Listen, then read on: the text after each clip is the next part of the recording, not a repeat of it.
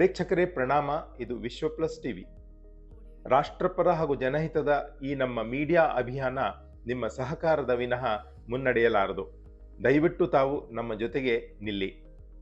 ಇವತ್ತು ಮೂಡಾ ಹಗರಣದ ವಿಚಾರ ಅಥವಾ ವಾಲ್ಮೀಕಿ ಹಗರಣದ ವಿಚಾರಗಳನ್ನು ನಮ್ಮ ಹಾದಿ ಬೀದಿಗಳಲ್ಲಿ ಯುವಕರು ಮಾತನಾಡುವಂತಹ ಕೆಟ್ಟ ವರ್ತನೆ ರಾಜಕಾರಣಿಗಳು ಮುನ್ನೆಲೆಗೆ ಬಂದಿದ್ದಾರೆ. ಅಂಥ ರಾಜಕಾರಣಿಗಳ ವರ್ತನೆ ಬಗ್ಗೆ ಯುವಕರು ಏನಂತಾರೆ ಅನ್ನುವ ವಿಚಾರವನ್ನು ಇಟ್ಟುಕೊಂಡು ಈ ಸುದ್ದಿ ಕತೆ ನಿಮ್ಮ ಮುಂದೆ ತಂದಿದ್ದೇವೆ. ರಾಜ್ಯ ಸರ್ಕಾರವನ್ನು ತುದಿಗಾಲಲ್ಲಿ ನಿಲ್ಲಿಸಿರುವ ಮೂಡಾ ಮಣ್ಣಿನ ಅಂದ್ರೆ ನಿವೇಶನದ ಪ್ರಕರಣ ಲಜ್ಜೆಗೆಟ್ಟವರೇ ಕಂಡವರ ಹೊಲಸು ತಿಂದು ತಾವೇ ಸತ್ಯ ಹರಿಶ್ಚಂದ್ರನ ಪಳೆಯುಳಿಕೆ ಅಂಶ ಎಂದೆಲ್ಲ ಪೋಸ್ ಕೊಡುವ ರಾಜಕಾರಣಿಗಳ ವರ್ತನೆಗೆ ನಮ್ಮ ಬ್ಯೂರೋಕ್ರಸಿ ಹಾಗೂ ಪೊಲೀಸರೇ ಪ್ರೊಟೆಕ್ಟರ್ ಆಗಿ ನಿಲ್ಲುತ್ತಿರೋದೇ ಪ್ರಮುಖ ಕಾರಣ ಅಂತ ಸಾರ್ವಜನಿಕರು, ವಿಶೇಷವಾಗಿ ನಮ್ಮ ಯುವಕರು ಬೇಸರದಿಂದ ದೂರ್ತಾ ಇದ್ದಾರೆ. ನಮಸ್ಕಾರ. ಸಣ್ಣ ಪುಟ್ಟ ಕಳ್ತನ ಮಾಡಿದವರೆಲ್ಲ ಪೊಲೀಸ್ ಅವ್ರ ಕೈಲಿ ಸಿಗಾಕೊಂಡು ಇವಾಗ ಜೈಲಲ್ಲಿ ಇದ್ದಾರೆ. ಆದ್ರೆ ದೊಡ್ಡದಾಗಿ ಮಾಡಿದವರು ಅದೇ ಪೊಲೀಸ್ ಅವ್ರನ್ನ ಸೆಕ್ಯೂರಿಟಿ ಆಗಿ ಇಟ್ಕೊಂಡು ಇದ್ರೊಳಗಡೆ ಕೂತಿದ್ದಾರೆ. ಇಷ್ಟೇ ಪ್ರಪಂಚ. ದೇವ ಮಾನವನಂತೆ ವಿವೇಕಾನಂದರ ನಂತರ ಇವತ್ತಿನ ಸಂದರ್ಭದಲ್ಲಿ ದೇಶದ ಕಾವಲುಗಾರನಾಗಿ ದೊರೆತಿದ್ದಾರೆ ನಮ್ಮ ಪ್ರಧಾನಿ ನರೇಂದ್ರ ಮೋದಿ. ಈ ವ್ಯಕ್ತಿ ರಾಜಕಾರಣಿಯೂ ಅಲ್ಲ, ರಾಜಕೀಯವೂ ಮಾಡಲಾರ. ಅದಕ್ಕೆ ಆತನು ತಾನು 140 ಕೋಟಿ ಜನರ ಪ್ರಧಾನ ಸೇವಕ, ದೇಶವೇ ತನ್ನ ಮನೆ, ದೇಶವಾಸಿಗಳೇ ಪರಿವಾರ ಅಂತ ಸದಾಕಾಲ ಹೇಳಿಕೊಂಡು ವಿಕಸಿತ ಭಾರತದ ಕಲ್ಪನೆಗೆ ಬಲ ತುಂಬುವ ಸಾರ್ವಜನಿಕರಿಗೆ ಬೆನ್ನಿಗೆ ನಿಲ್ಲುತ್ತಾರೆ. ಆದರೆ ಇನ್ನುಳಿದ ರಾಜಕಾರಣಿಗಳು ಪಕ್ಷಾತೀತವಾಗಿ ಹೇಳುವುದಾದರೆ ರಾಜಕೀಯವನ್ನು ಮನಿ ಮೇಕಿಂಗ್ ಬೃಹತ್ ಇಂಡಸ್ಟ್ರಿ ಅಂದ್ಕೊಂಡಿದ್ದಾರೆ. ಅದಕ್ಕಾಗಿಯೇ ಲಿಕ್ಕರ್ ಲಾಬಿ, ಲ್ಯಾಂಡ್ ಲಾಬಿ, ಮನಿ ಲ್ಯಾಂಡರಿಂಗು ಇಂತಹ ತಹರೇವಾರಿ ಮಾರ್ಗ ಕಂಡುಕೊಂಡು ಜನರು ಬೆವರು ಸುರಿಸಿ ಕಟ್ಟುವ ಸುಂಕದ ಹಣವನ್ನೇ ನುಂಗಿ ನೀರು ಕುಡಿತಾರೆ. ಇದಕ್ಕೆ ವಾಲ್ಮೀಕಿ ನಿಗಮದ ಕೋಟ್ಯಾಂತರ ರೂಪಾಯಿ ಗೋಲ್ಮಾಲ್ ನಮ್ಮ ಕಣ್ಣ ಮುಂದೆ ಇದೆ. ಇನ್ನೊಂದು ಪ್ರಕರಣ ಅಂದ್ರೆ ಮೂಡಾ ನಿವೇಶನ ಹಗರಣವು ಈ ಮಾತಿಗೆ ಸಾಕ್ಷಿಯಾಗಿ ನಿಲ್ಲುತ್ತವೆ.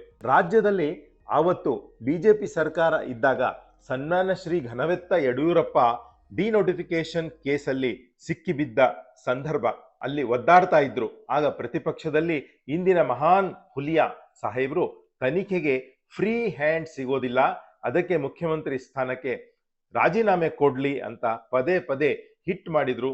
ಯಡಿಯೂರಪ್ಪ ಅವರನ್ನ ಧೃತಿಗೆಡಿಸಲು ಮುಂದೆ ಬಂದು ನಿಂತರು. ಅವರು ರಾಜೀನಾಮೆ ಕೊಟ್ಟರು. ಆ ಕೇಸ್ ತಾರ್ಕಿಕ ಅಂತ್ಯ ಖಂಡಿತೋ ಇಲ್ಲವೋ ಆ ದೇವರೇ ಗೊತ್ತು. ಬಟ್ ಈಗ ಮೂಡಾ ಲ್ಯಾಂಡ್ ಹಗರಣ ಹೊತ್ತಿ ಉರಿಯುತ್ತಿದೆ.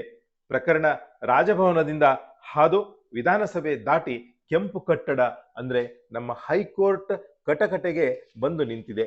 ಈ ರಾಜೀನಾಮೆ ಕೊಡುವ ಸರದಿ ಅಂದು ಯಡಿಯೂರಪ್ಪ ಅವರ ಬೆನ್ನ ಹತ್ತಿದ್ದ ಇಂದಿನ ಮಾಸ್ ಲೀಡರ್ ಎಂದು ಹೇಳಿಕೊಳ್ಳುವಂತೆ ಮಾತನಾಡುವ ಹೈಕೋರ್ಟ್ ಕಟಕಟೆಗೆ ಬಂದು ನಿಂತಿದೆ. ಈಗ ರಾಜೀನಾಮೆ ಕೊಡುವ ಸರದಿ ಅಂದು ಯಡಿಯೂರಪ್ಪ ಅವರ ಬೆನ್ನು ಹತ್ತಿದ್ದ ಮಾಸ್ ಲೀಡರ್ ಎಂದು ಹೇಳಿಸಿಕೊಳ್ಳುವಂತೆ ಮಾಡುವ ಘನವೆತ್ತ ಸಿದ್ದರಾಮಯ್ಯ ಸಾಹೇಬ್ರ ಸರತಿ ಬಂದಿದೆ. ರಾಜೀನಾಮೆ ಕೊಟ್ಟು ತನಿಖೆಗೆ ಫ್ರೀ ಹ್ಯಾಂಡ್ ಕೊಡುವುದಕ್ಕೆ. ಆದ್ರೆ ಈ ಪ್ರಭೂತಿ ತಾನು ಯಾಕೆ ರಾಜೀನಾಮೆ ಕೊಡ್ಲಿ ಅಂತ ಹೇಳ್ಕೊಂಡು ಓಡಾಡ್ತಿದ್ದಾರೆ.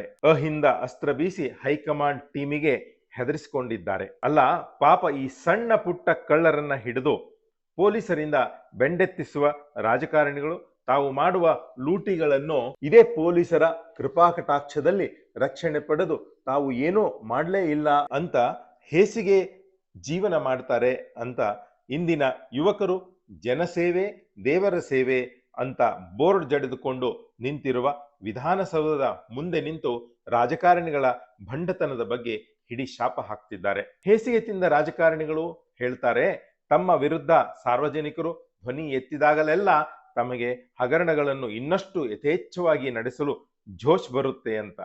ಭಂಡಗೆಟ್ಟ ಈ ತಲೆಮಾರಿನ ರಾಜಕಾರಣಿಗಳ ರಾಜಕೀಯದ ಉದ್ಯಮವನ್ನು ಮಟ್ಟ ಹಾಕಿ ಸಮೃದ್ಧ ವಿಕಸಿತ ಭಾರತ ಕಟ್ಟಲು ರಾಜಕಾರಣಿಗಳ ಪರಿವಾರದವರೇ ಅಲ್ಲದ ನಮ್ಮ ನಿಮ್ಮಂತ ಸಾರ್ವಜನಿಕ ಜನಸಾಮಾನ್ಯರು, ಅದರಲ್ಲೂ ರಾಷ್ಟ್ರಪರ ನಿಜವಾದ ಜನಹಿತದ ಮನಸ್ಸು ಹೊಂದಿದ ಲಕ್ಷಾಂತರ ಯುವಕರು ರಾಜಕೀಯಕ್ಕೆ ಪ್ರವೇಶ ಮಾಡಬೇಕಾದಂತಹ ಅನಿವಾರ್ಯ ಸಂದರ್ಭ ಭಾರತಕ್ಕೆ ಬಂದು ನಿಂತಿದೆ.